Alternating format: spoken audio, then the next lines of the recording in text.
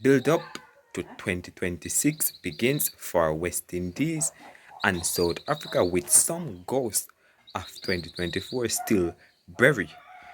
Viewers and subscribers, welcome back to another video. Now it's your boy SAE.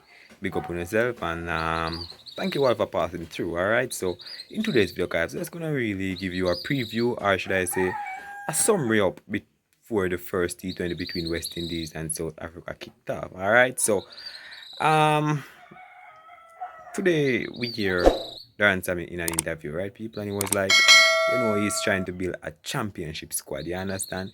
He's not want to just win series behind series. He want a championship squad that constantly winning. You understand? In any team they come up against, they win against. You understand?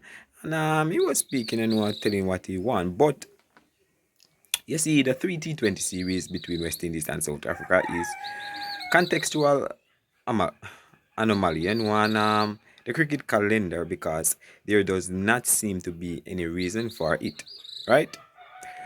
Other than that, it was scheduled to take place. While fans may see it as an opportunity to just be entertained, neither side's coaching staff was willing to take that approach. Instead, they have already begun a narrative of using these matches as first step on the road to the T20 World Cup in 2026, even as the memories from the 2024 event have barely receded. So, you know what? When a T20 series just began, people might say, well, I have to win this T20 series because I want to go up in the rankings, rate. But no, people, the coaches don't have that on their mind. What they have on their mind right now is the fact that they're saying that in the next year or so, the T20 World Cup 2026 will begin, and they're using this T20 series as the starting point to basically get a feeling of where the players are at and where they need to improve. You understand? Because everybody are preparing for 2026 World Cup. So West Indies hope to lay foundation for future, right? For West Indies people, they failure to reach the semi-final of their home tournament after the defeat against South Africa confirmed to white ball coach Darren Sammy that they need to work on their tournament play. I want to become a championship winning team. Right now, we are a serious winning team, Sammy said. We beat one team over 3 or 5 games per period. I already give you this morning what Darren Sammy said, so I'm basically recapping it. You understand? But in the lead up to this year's T20 World Cup, West Indies came out on top in 4 of the 5 T20 series, including 2 against South Africa and 1 against England. At the tournament itself, they were unable to beat either side in the Super 8s when it mattered most. Whether another series against South Africa can help West Indies overcome the issue is debatable. But it does allow Sammy to keep his core group of players together. 11 of the 15 who were part of the World Cup squad are in this one, and hope the younger ones like the Alec Athanas and the Sherfield Rutherford can learn from the likes of Johnson Charles and Ravman Paul, because we know these two are the two oldest in the squad, right? Those guys of 2016, the T20 World Cup, West Indies one, are now the senior players. Sammy said it's a combination of youth and experience, and by the time you look at the next 16 months, hopefully the game plan we put in place, the roles and personnel we have will tick all the boxes, and the championship mentality we are looking for can come to fruition. So people, the South African people look to develop a depth in talent. As we know, people,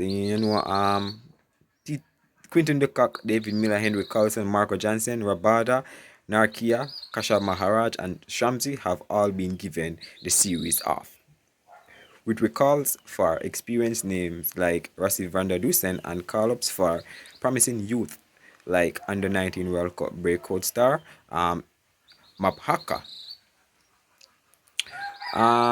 matter of fact, I'm not even gonna get down to that. I'm just gonna get down to basically, people, let's get down into the meat and gritty part. The preview of the match. Batters to look out for, our batters to watch are Nicholas Puran and Reza Hendricks. The reason why we said so is that the highest T20 run getter so far this year is Nicholas Puran, who has played 54 matches and scored 1,628 runs, including 11 50s. He was also West Indies' highest run scorer at the T20 World Cup with 228 runs in 7 matches. Puran is known as one of the biggest hitters and best finishers in the game and will be after a 3-figure score to top off a stellar 2024. As if you guys were watching Nicholas Puran in the 100 people, you understand that he scored back-to-back half-century, 65, 67, 50 yards. So he's coming off a pretty good form.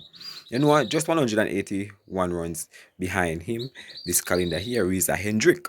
But the least profitable of South Africa's top 6 and the T20 World Cup, Hendrick scored 113 runs from 9 games in the competition, and after missing out and playing even a single game despite being a part of the squad at the 2022 tournament, may have a sense he did not fulfill his potential, especially as he turned 35. But Walter is backing Hendrick to keep going, and Hendricks will know the expectation is that runs will come. Right, people? In my opinion, the coach said the 35 is not too old. There is many guys who are playing at older than that, and they are playing the best cricket of their life. Walter said, we are age and building for the future, but also of wrapping younger guys with experience. We want to get the balance. Bowlers to watch out for, people, in the first T20 are in the T20 series, right? Obed Mackay and Maphaka. The youngster that played in IPL, people, and the first match he played, he went for 60 yard. He was boss in the under 19 guys, and they put him in the team. So let's see. Obed Mackay. So West Indies will also be relying on their younger quicks with all of Alzari Joseph, Jason Ola, and Andre Ross arrested. That puts responsibility on Obed Mackay as the senior seamer, and he has experience to lean on people. Mackay has played more T20s against South Africa and India than any other opposition, 9 matches each, and had also bowled West Indies to a 3-0 series win against South Africa in May. He has also spent time in the SA20, so his knowledge of the South African batters could prove crucial for West Indies' flank. As we know, the venue will be Brian Lara Cricket Academy. The ground staff at the Brian Lara Cricket Academy are still smarting from news that the surface they prepare for the T20 World Cup semi-final between South Africa and Afghanistan was deemed unsatisfactory by the ICC and will be keen to better. As a reminder, South Africa bowled Afghanistan out for 56 and chased the score down in 9 overs, with the low scores being put down to uneven bounce and excessive seam movement. But happily, that's not the norm here, and in 35 completed first innings in CPL, the average first inning score is 145, people, which in the last 2 seasons has increased to 158.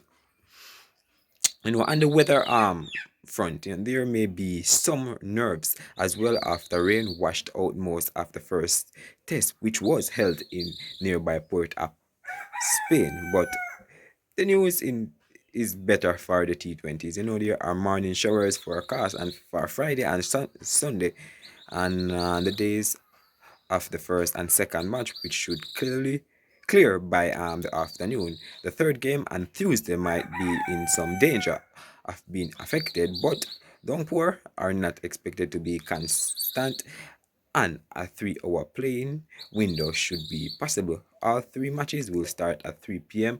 local time, so 2 p.m. Jamaica time tomorrow, people. Tomorrow what? Let's see. Today is the 20th. T2. So tomorrow 23 guys, the match will take part. But basically, people, that's what coming out of both camps. Both of them using the series as fine-tuning games, fine-tuning for the 2026 World Cup. You're expecting the youngsters like Alec Atanaz, Sherfin Rutherford. Meanwhile, the South Africans using the same opportunity for the youngsters, batters, So, each, they're not going out there to just really say, play for fine, but win matches and get momentum going into the 26 World Cup. But leave your thoughts down below. Big up on yourself, alright?